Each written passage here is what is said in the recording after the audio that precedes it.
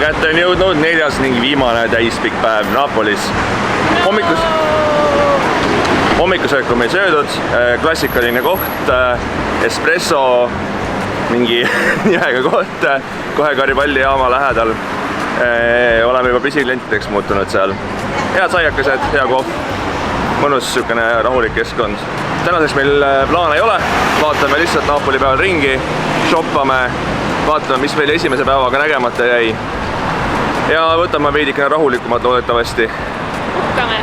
No me ei puhka, me ikkagi liigume päris palju, aga lihtsalt meil ei ole nagu konkreetseid eesmärki midagi näha, sest meil on päris palju nähtud juba. See on aru saada, et Simo võttis cappuccino ja espresso. Võtsin cappuccino ja espresso ja vaikselt hakkab sisse mõjuma. Mul on vaja väikest aperoli, mis seda tuure nagu maha tõmbab nüüd. See oli minu vabandus, miks ma võin aperoli juua hommikuks. Et Tiina ka saaks sellest aru, et see on vajalik. Napoli tänavatel ringi käes tasub olla väga ettevaatlik, mitte kuritegevuse pärast, vaid rõdu pealt loobitakse igasugu asju alla. Et eile õhtul näiteks oleks äärepealt saanud põleva suitsukoniga, väga vähe puudu pihta, siis ühed said samal õhtul mingi veelaraka endale kaela. Praegu oleks just saanud ise ka ühe veelaraka kaela natukene puudu, lisatakse pangetäite kaupa vett rõdult alla. 50-50 tõenäosus, et keegi vaatab ka enne, kuhu nad midagi loobivad, pigem ei vaadata. Ehk siis kõik siuksed väiksed tänavavahed rõdu all käies on tõenäosus, et midagi võib juhtuda. Ja muidugi igal pool on jumala pildid. Et siin on üks altar, põhimõtteliselt teise pool seda sama maja oli teine altar. Igal pool on altarid vaid ühele mehele. Ei ole jumalat peale Maradona ja Maradona ise tema prohvet.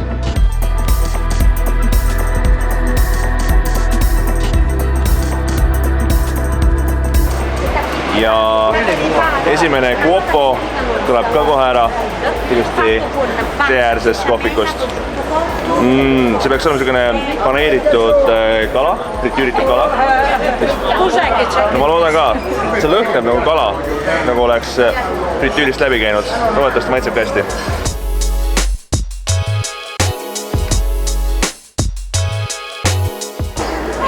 Kuidas on? Väga maitsev, väga alkoholine.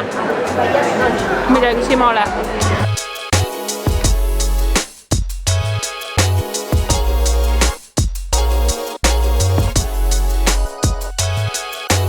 Napoli ühistransport on küll ikka täitsa lappes. Neil on mingi 3-4 erinevat teenusepakkujat, kelle ühegi pileti ühti teisega. Läksime ühe oma piletiga, mis meil oli alles jäänud vale asja peale ja löödi sealt minema, nii et pidime käima linnakeskusesse. Me ei saanud osta Garibaldist neid metroopileteid ka algul, sest pärast me üldse läksimegi selle kanapiletit kasutama. Oli see, et Garibaldi metroojaamas või metroosas oli pikad järjekorrad piletitele ja kuskilt nendest Apachidest ei saanud ka osta neid pileteid. Nii et kui osta metroopileteid, siis vaadata mingi väiksem metroopeatus ja osta sealt. Ja osta kohe hulgivaruks, sest neid läheb palju tõenäoliselt, kui rohkem liikuda. Ja paljudes kohtades on väga keeruline saada neid normaalse ajaga.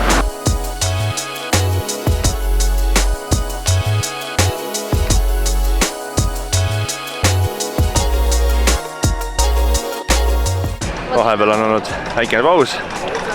Oleme kõndinud, sõime veidikene krõpsu ja nautisime merevaadet. Ja nüüd läheme Vesuvivaadet ja nüüd läheme Ovo kindlusesse. See vist peaks olema tasuta, võib-olla maksab midagi, eks mis vastu teada. Aga igal pool on jõhkralt rahvast. Teisipäevane päev ja rohkem rahvast kui näiteks laupäeval või pühapäeval. Võib-olla kõik on kuskil linnast väljas nautimas. Igatahes praegu on jõhkralt palju inimesi igal pool. Ja palavam ka. Ja palavam ka. Sükene 30+ kraadilist enam-vähem. Tuult on mõõdukalt või pigem vähe. Pettumus, nagu ikka. Tasuta saab sisse küll, aga see on mingi online registreerimisega, mis tuleb ära teha enne. Ja see on ka mingi kindlad arv kohti. Praegu kella 3-ks ei olnud neid kohti enam. Ja oleks saab minna kell 4 nii-öelda giidituuriga sisse. Ja see oleks maksnud 10 eurot nägu, aga me vist ei maksa seda, sest me ei kujuta ette, sest ei tundu nii panev, pigem see 10 eurot mingi toidu peale panna.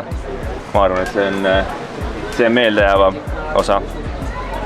Et võtame pigem selle, kui tulla siia, broneerida ette ja tasud saab sisse, aga vist mingi piiratud ala. Väike pro tipp ka, soojal maal kanna põhimõtteliselt ainult valget või noh, mingite mustritega valget vahet ei ole. See varjab kõige paremini seda kuumusest tekkivat vedelikku keha peal. Selline värv väga hästi ei sobi. Ma ei hakka siia alla näitama hetkel.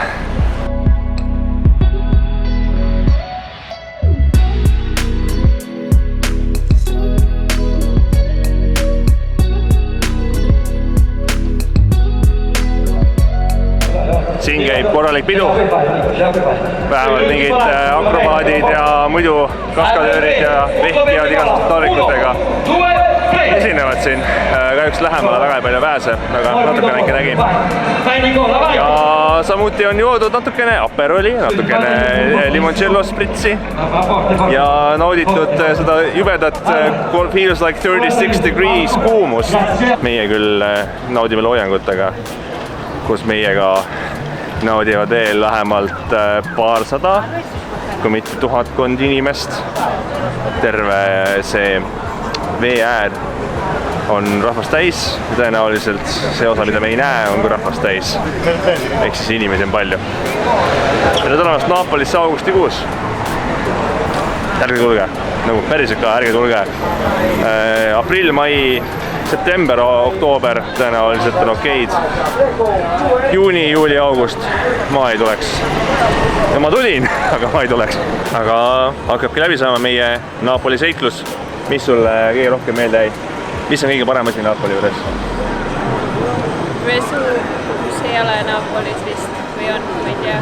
No kampaania piirkonnas kindlasti ja kui Napolisse tulla, siis Vesuvi otsa tasub minna. Pompei linn, mulle meeldis, Niinale. Toit on väga hea, aga inimesi on väga palju, eriti kui suvekuudel tulla. Tasub olla valmis selleks, et peab olema järjekordades, söögikohti väga hästi ei leia. Tõenäoliselt on, et kui hea söögikoht, kus on järjekorrad on ja olete laua taha saanud või leti äärde, siis ilmselt toit on väga hea. Hoolimata sellest, et Napoli on uskumatult räpane, on ta ka väga ilus, toit on hea, näha on palju.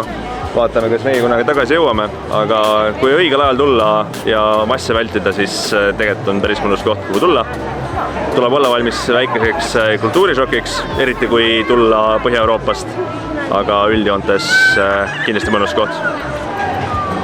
Nii et ilusat Napolit ja meie näeme juba järgmise reisi jooksul.